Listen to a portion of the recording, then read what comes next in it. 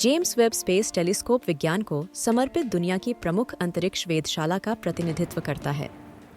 वह हमारे सौर मंडल के भीतर रहस्यों की खोज कर रहा है, दूर के ग्रहों का अध्ययन कर रहा है जो अन्य प्रणालियों में तारों का चक्कर लगाते हैं, और हमारे ब्रह्मांड की जटिल संरचना और रहस्यमय शुरुआत की जांच कर रहे हैं।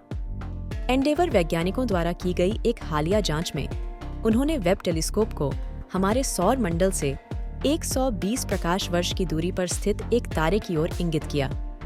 सुपर उन्नत टेलीस्कोप ने एक रहस्यमय समुद्री ग्रह के वातावरण में कार्बन यौगिक अणुओं की चाल का पता लगाया है, जिससे खगोलविद चकित रह गए हैं। यह वास्तविक कैसे हो सकता है? यह खोज हमारे सौर मंडल में किसी भी अन्य ग्रह से भिन्न एक ग्रह पर एक आकर्षक नजर प्रदान करती है और ब्रह्मांड में अन्य जगहों पर विशेष रूप से रहने योग्य दुनिया पर दिलचस्प दृष्टिकोण प्रस्तुत करती है।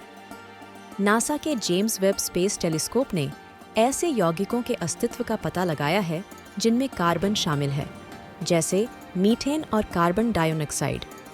यह हाइड्रोजन समृद्ध वातावरण वाले एक ग्रह जैसा हो सकता है और इसकी सतह पूरी तरह से समुद्र से ढकी हुई है। किसी बाह्य ग्रह पर इस रहने योग्य क्षेत्र के वायुमंडलीय गुणों की पहली झलक नासा के हबल स्पेस टेलीस्कोप से किए गए अवलोकनों के माध्यम से मिली। इन अवलोकनों ने अतिरिक्त अध्ययनों को प्रेरित किया, जिसने इस प्रणाली के बारे में हमारी समझ को बदल दिया है।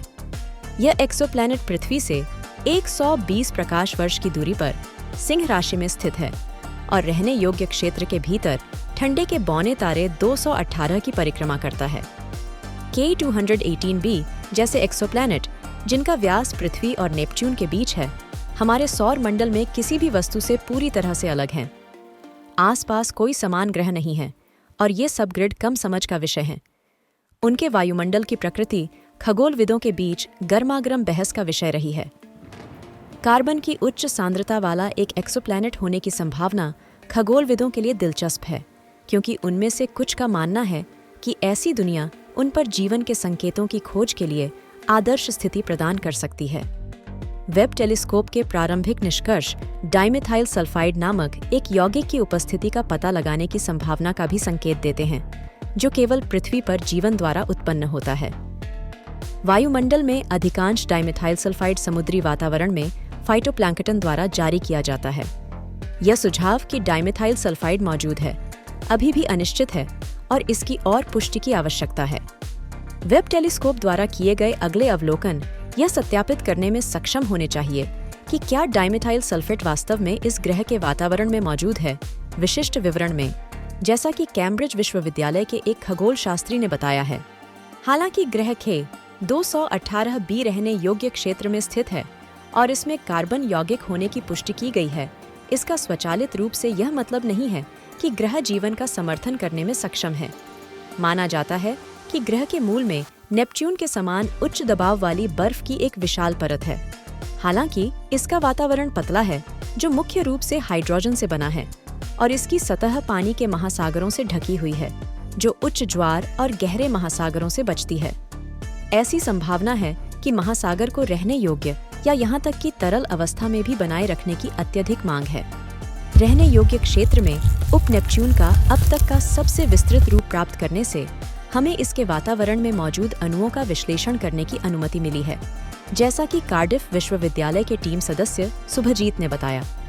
इसका तात्पर्य यह है कि सूर्य के प्रकाश का केवल एक छोटा सा अंश पारगमन के दौरान वेब जैसे अंतरिक्ष दूरबीनों तक पहुंचने से पहले एक्सोप्लैनेट के वायुमंडल से होकर गुजरेगा। एक एक्सोप्लैनेट के वायुमंडल के माध्यम से सूर्य के प्रकाश का मार्ग निशान छोड़ता है, जिसे खगोलविद इन एक्सोप्लैनेट के वायुमंडल में गैसों की संरचना का अनुमान लगाने के लिए एकत्र कर सकते हैं। टीम दूरबीन के मध्य अवरक्त स्पेक्ट्रोग्राफ का उपयोग करके अतिरिक्त अध्ययन करने की योजना बना रही है। उनका मानना है कि यह उनके निष्कर्षों की पुष्टि करेगा और जलवायु परिस्थितियों में नई अंतर्दृष्टि प्रदान करेगा।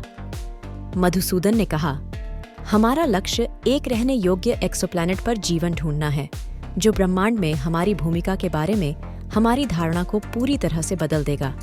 और यह एकमात्र घटना नहीं है जिसमें पानी की मौजूदगी को लेकर सुपर सहमति बनी है।